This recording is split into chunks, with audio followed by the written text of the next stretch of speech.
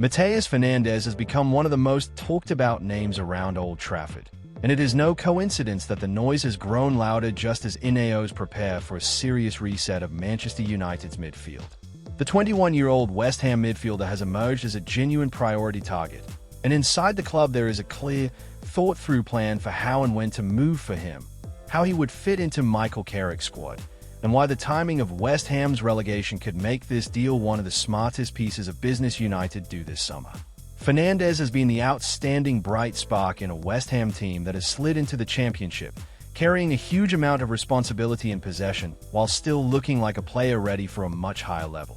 He is already a full Portugal international, technically clean on the ball, strong enough to handle Premier League pressure, and with the kind of mentality that makes coaches trust him in big moments.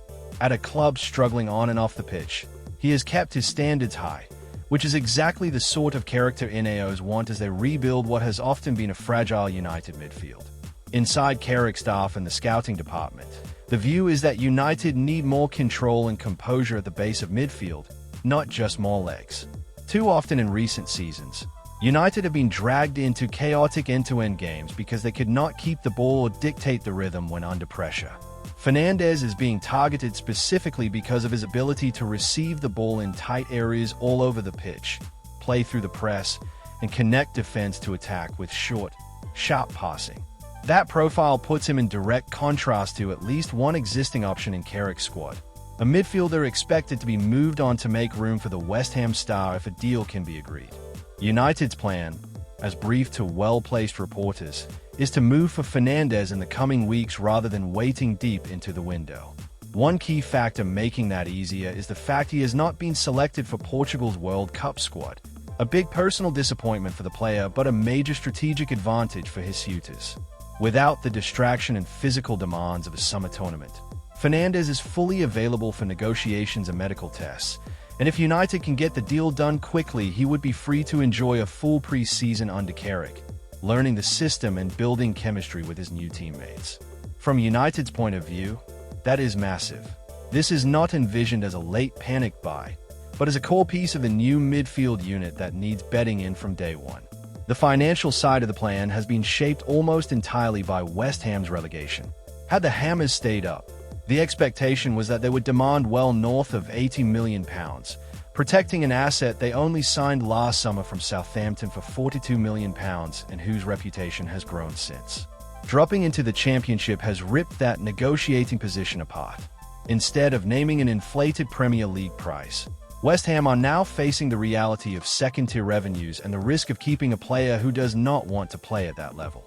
As a result, United believe a fee closer to £60 million could be enough to tempt the Hammers into selling, a price that reflects Fernandes' potential without completely blowing up the rest of the summer budget. Even at that reduced figure, the competition is real. Paris Saint-Germain have already held talks with the player's camp, viewing him as another technically gifted young midfielder to add to a stacked unit in Paris. And within the Premier League, the likes of Arsenal, Chelsea, Manchester City, and Newcastle have all registered interest. Yet, despite that list of powerful suitors, United have been encouraged by what they have heard from those closest to Fernandes. The 21-year-old is understood to see Old Trafford as his first choice, describing a move to United as a dream and making it clear during discussions that, if the finances are right, personal terms will not be a problem. That, combined with Bruno Fernandes' status as one of his idols, gives United a strong emotional pull that money alone cannot buy.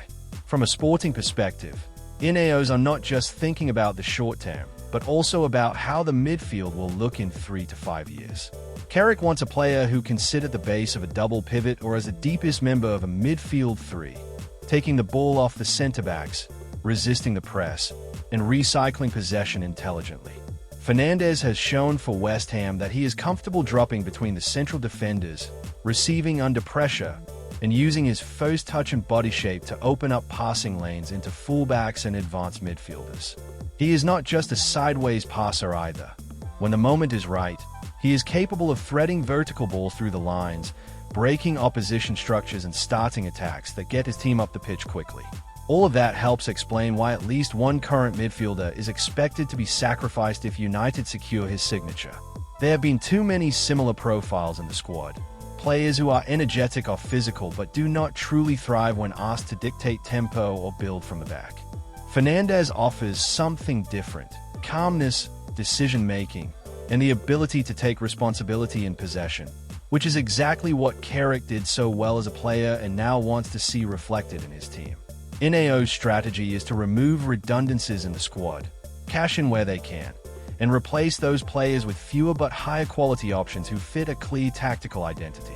There is also a clear awareness that this deal cannot drag on forever. West Ham's relegation gives United leverage, but it also makes the situation more urgent, because other clubs know the clause and the context and can move quickly if the price looks attractive. The internal plan, therefore, is to push early for an agreement with both club and player, using Fernandes' preference for Old Trafford and the promise of a central role in Carrick's project as the key selling points. If United can wrap it up at around the £60 million mark, they will still have room in the budget to go after at least one other major midfield target, allowing them to build a group that finally puts an end to the soft center that has cost them for too long.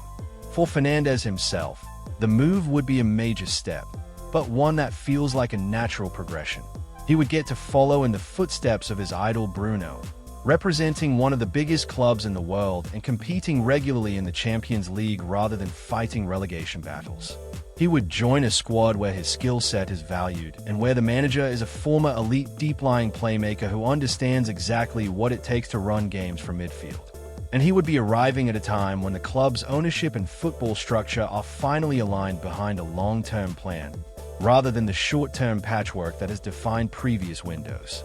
From United's point of view, everything points in the same direction. The price is more manageable after relegation. The player wants the move. His profile answers a clear tactical need, and the timing around the World Cup gives them a clean run at preparing him for the new season. It still requires execution. Negotiations can always take unexpected turns, and rival clubs will not simply step aside. But there is a sense around Old Trafford that this is exactly the sort of smart, well-timed opportunity INEOS wanted to exploit when they took charge of the football operation.